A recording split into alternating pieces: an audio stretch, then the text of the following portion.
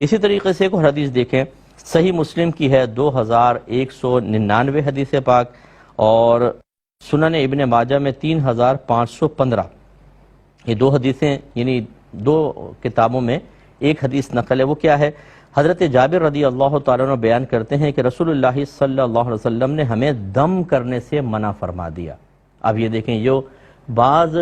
آپ کو یہ کہیں گے نا دم کرنا منع ہوتا ہے، بھئی یہ پھوک پھوک نہیں مارو، شرک ہوتا ہے، دیکھو نبی کریم نے منع فرمایا، سنیں کہ کیوں منع کیا تھا، منع فرما دیا۔ پھر عمر بن حزم کی آل کے لوگ رسول اللہ صلی اللہ علیہ وسلم کے پاس آئے اور عرض کیا رسول اللہ ہمیں ایک دم آتا ہے جس سے ہم بچھو کے ڈنگ کا علاج کرتے ہیں، اور اب آپ نے دم کرنے سے منع فرما دیا ہے۔ رسول اللہ صلی اللہ علیہ وسلم نے فرمایا کہ اپنے دم مجھ پر پیش کرو۔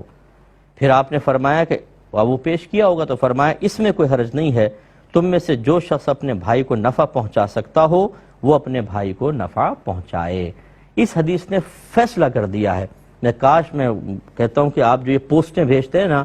یوں ادھر کے بات سن کے یہاں بھیج دی یہاں بھیج دی، ان حدیثوں کو کریں نا، آپ کیوں نہیں کرتے ہیں؟ اس کی پوسٹ بنائیں،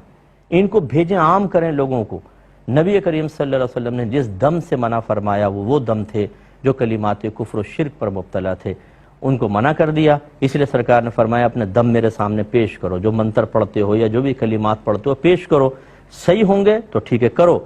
تاکہ تمہارے بھائی تم سے نفع حاصل کریں۔ اس کا مطلب ہے سرکار نے واضح فرما دیا کہ جس کو ہم نے منع کیا وہ غلط ہے، یہ غلط کلمات کو ہم نے منع کیا ہے، اور جس کی ہم اجازت دے رہے ہیں وہ ہیں جو صحیح کلمات پر مشتمل دم ہیں۔ اور یہ یاد رکھیں، میں ضمن عرض کر دیتا ہوں، یہ پہلے کلام کر چکا ہوں، یہی معاملہ تعویذ کا ہوتا ہے۔ جو رحمت کونین صلی اللہ علیہ وسلم نے تعویذ لٹکانے سے منع کیا، تعویذ کے استعمال سے منع کیا، یہ حدیثیں اس کی بھی ایک بالکل تفسیر ہیں، اس کی وضاحت کرنے والی ہیں۔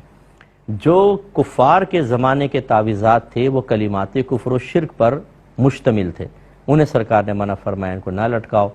اور وہ اتنے معروف تھے، اتنے زیادہ استعمال ہوتے تھے کہ اگر شروع میں تو سرکار نے پاکیزہ کلمات والے تعویذات بھی منع فرمائے، کیونکہ لٹکا ہوا کوئی تعویذ لٹکا کر آ رہا ہے اس میں قرآن لکھا ہوا ہے، اب دور سے آ رہے ہیں تو دیکھنے والا تو یہ سمجھے گا کلمات کفر و شرک ڈالے ہوئے ہیں، کیونکہ وہی زیادہ معروف تھے۔ اس لیے شروع میں ایسی حدیثیں بھی آپ کو ملیں گی کہ سرکار نے ذکر الہی والے تعویذ بھی منع کیے، لیکن پھر خود صحابہ کرام علیہم رضوان کہتے ہیں، اور یہ پیچھے حدیثیں گزری ہیں،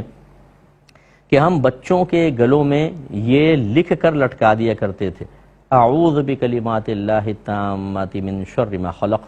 یعنی یہ کیونکہ یہ اس سے کیڑے مکوڑے کاٹتے نہیں ہیں اور آدمی اس سے محفوظ رہتا ہے، تو صحابہ کہتے ہیں ہم ان کو لکھ کر بچوں کے گلوں میں ڈال دیا کرتے تھے، یعنی تعویذ بنا کے ڈال دیا کرتے تھے۔ تو اب یہ جو تعویذات ہیں اگر وہ اچھے کلمات پر مشتمل ہیں، قرآن پاک کے تعویذات ہیں یا اعداد کے ہوتے ہیں، کیونکہ یہ حروف ابجد اگر آپ نے سنا ہو، الف کا ایک حرف ہوتا ہے، با کے دو ہیں مثال کے طور پر، تو وہ اس طریقے سے ناموں کے نکال کے یا آیات کے حروف نکال کے حروف کے تعویذات دے دیتے ہیں، تاکہ براہ راست اگر گر بھی جائیں تو جیسے آیت گرنے سے بے ادبی ہوتی ہے وہ بے ادبی کا ارتکاب نہ ہو، اور اس کی تاثیر ویسی ظاہر ہوئی ہے۔ تو آیات کریمہ ہوں، حدیثوں کے کلمات ہوں، ان کو اگر آپ اس طرح تعویذ بنا کے گلے میں لٹکا لیں، بازو میں باندھ لیں، اس میں کوئی حرج نہیں ہے، یہ ایک طریقہ علاج ہے، جیسے دم ایک طریقہ علاج ہے۔ جن تعویذات کو منع کیا گیا اس کی بھی یہی تعویل کی جائے گی کہ اس میں ناجائز کلمات ہوں یا مبہم قسم کے الفاظ کے، جیسے آپ بعض تعویذات دیکھیں نا، یہ عاملین لکھ دیتے ہیں، یوں ٹیڑے میڑے لفظ ہوں گے، اکلوسو پکلاسا پتہ نہیں کیا کیا، وہ اس کو پڑھ کے آپ کو لینگویج ہی سمجھ میں نہیں آئے گی۔ یہ تعویذات میں عاملین کو بھی گزارش کرتا ہوں کہ یہ نہ کریں آپ، ورنہ آپ اس کا پہلے مطلب بتائیں، اپنے آپ سے مطلب پوچھیں کہ کیا مطلب ہے اس کا۔ اگر آپ کے ہمارے استاد نے دیا، استاد کو آپ کا امام اعظم ابو حنیفہ نہیں تھا، وقت آ کے اس نے جو دے دیا آپ اس کو استعمال کر لیں، اس کے معنی عجیب و غریب بھی نکل سکتے ہیں۔ اللہ تعالیٰ عمل کی توفیق عطا فرمائے۔